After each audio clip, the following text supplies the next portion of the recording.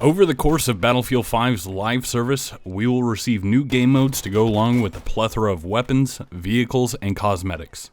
These game modes will last a limited time unless the overall player base enjoys them enough and DICE feels that these game modes are popular enough to remain permanently in the rotation. This week, we got our hands on the first of these new game modes, Squad Conquest.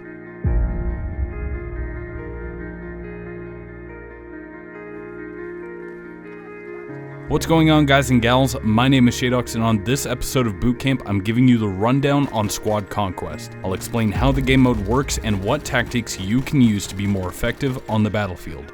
As mentioned previously, Squad Conquest will be available for a limited time. As of recording this video, the dates listed are between January 17th to January 30th, and after then, DICE will determine whether or not to make the addition permanent.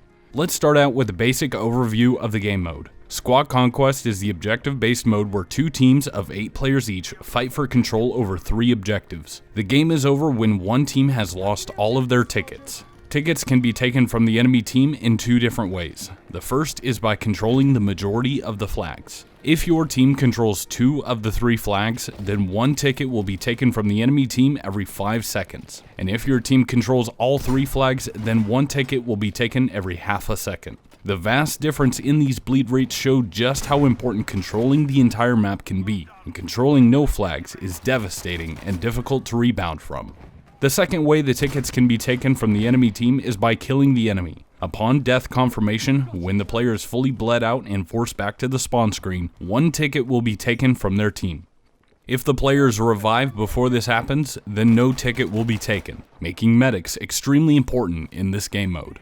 The round starts out with 160 tickets and a timer of 25 minutes. If somehow neither team fully loses all of their tickets by the end of the 25 minutes, the winner will be the team with the most tickets remaining.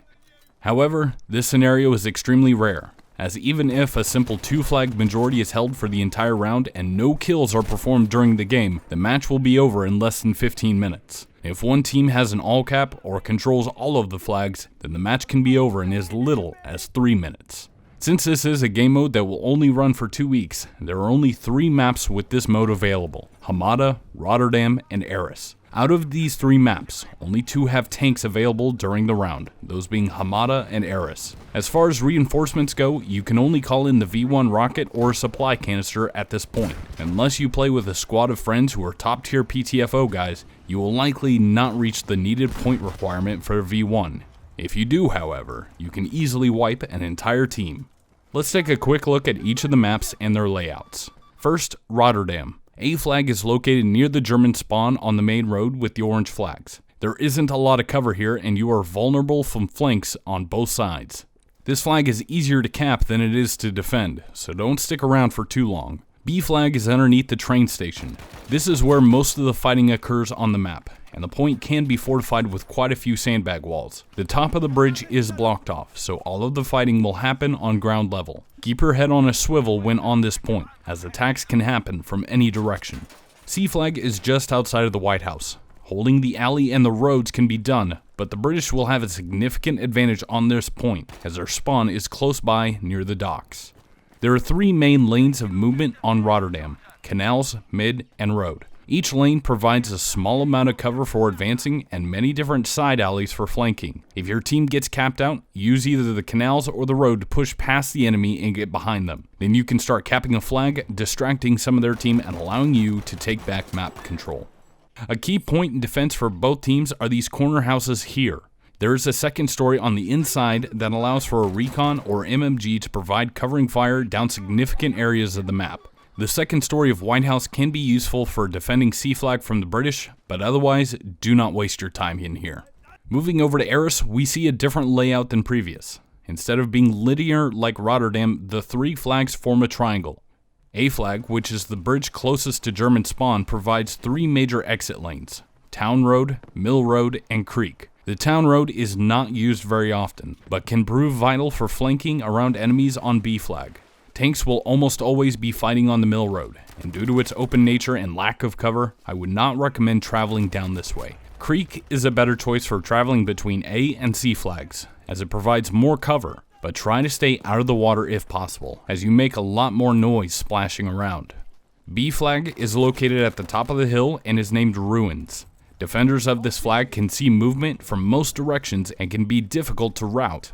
Controlling this flag will give you easy access to either of the other two objectives. C flag at the watermill is located next to the British spawn. This point can be difficult to defend due to its close proximity to the creek and fields, allowing for enemies to approach unnoticed. The two biggest areas of the map to control are B flag and creek. Both of these allow for long sight lines and allow easy access to any portion of the map. If you run into resistance on the creek, then moving through the town can allow you to flank unsuspecting enemies on A or B depending on your direction of travel. Moving over to our last map, Hamada, we see a somewhat mixed layout compared to the previous two. While the physical layout is not linear, the game is usually played out as if it were. Players will typically travel from A to B to C or vice versa. A near the British spawn is nested near the cliff face. It offers cover from B, but has the elevation disadvantage. Players can either push straight on to B or take a flanking route to C. B flag is usually the most fought over point on the map. Its central location funnels players into an area with little cover if it is not fortified. This killing field is also flanked by two elevated platforms. Controlling these platforms is the most important area of the map, as they offer sightlines to almost the entire map. C flag near the German spawn consists of little more than a tower, and other than offering side routes into A and B, does not have much in the way of strategic value. As mentioned before, your goal should be controlling B flag and the platforms surrounding it. Players with semi-autos or LMGs can easily cut down an attack attempt from these positions, and supply stations will allow you to deal with enemy armor as it comes into play. However, do not ignore your other flags, as if you only control B, you're gonna lose. Let's talk about rewards. Since this game mode is only available for a limited time, we don't see the usuals like dog tags or medals. However, playing Squad Conquest is required for the current Tides of War challenge to unlock the new ZK-383 submachine gun. The first stage of this challenge requires you to play 3 games of Squad Conquest. The second is to earn a total of 15,000 points in Squad Conquest, and this can be done across multiple games. And the last Squad Conquest requirement is the last and final step before unlocking the new weapon, and that is to win 1 round of Squad Conquest.